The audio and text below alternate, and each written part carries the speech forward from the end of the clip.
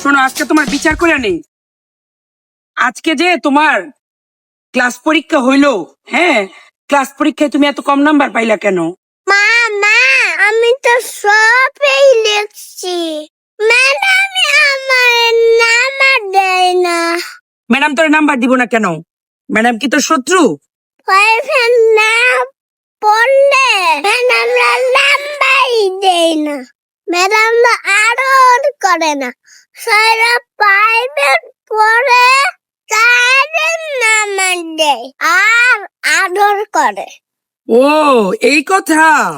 সেই জন্যই বুঝি এমন হয়েছে তোমার পরীক্ষা।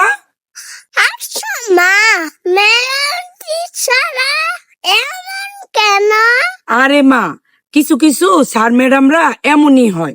কিছু টাকার লোভে তারা প্রাইভেট পড়ায়, প্রাইভেট না পড়লে বাচ্চাদের নাম্বারই দিতে চায় না।